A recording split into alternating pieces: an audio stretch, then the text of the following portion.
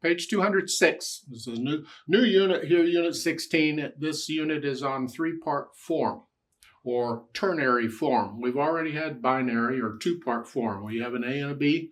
Now we get three-part form, and it could be an ABC or an ABA, whatever. It's in three. There's three sections. That's what we're after. However, this lesson ain't on that. This lesson is on some scales, arpeggios. It's in what this book is calling Group 3.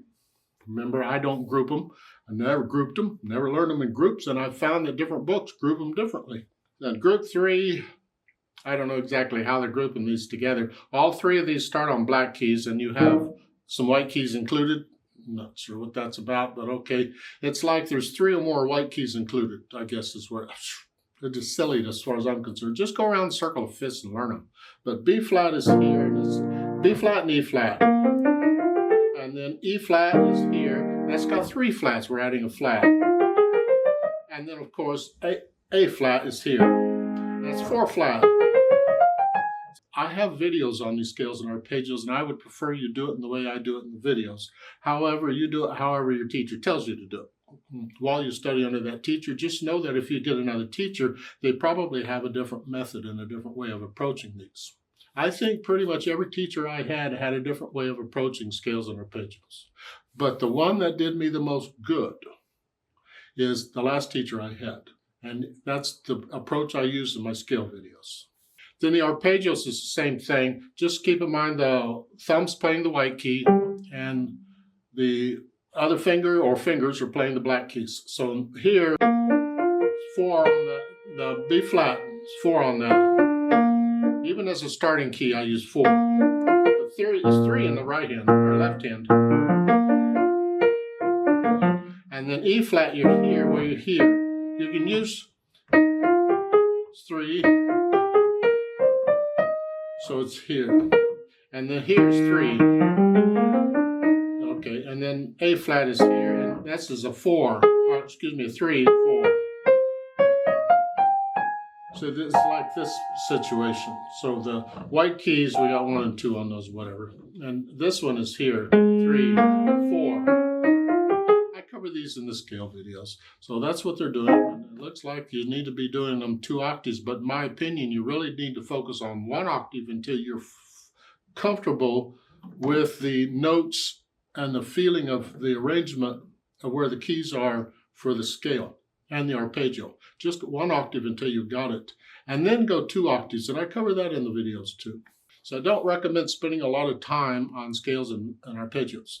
You spend a few minutes each time, each day, and it's that repetition day after day after day that really does the good. You don't need to spend 2 hours on them each time. Just cover them, make sure you've got it a little bit. You'll have to have it perfect, and over time, you will get it better and better and better. Now, on page 207, at the bottom of the page, they have the diminished sevenths. Well, in piano, as far as we're concerned, there's only 3 diminished seventh chords. And remember, a diminished seventh chord is all minor thirds. And when I first started learning arpeggios correctly, my teacher had me do the diminished seventh chords first, because the minor thirds you have to spread out, and you get used to having the fingers spread out, and that really helps. And I have videos on the diminished sevenths, the full diminished sevenths, yeah. They're doing the group 3, where you're starting on a C, or G, or D. I don't know what that's all about. I'm just saying go through the circle of fifths, but there's only 3 of them, because the inversions cover all the others. There's 4 inversions, well, root and 3 inversions, that's 4.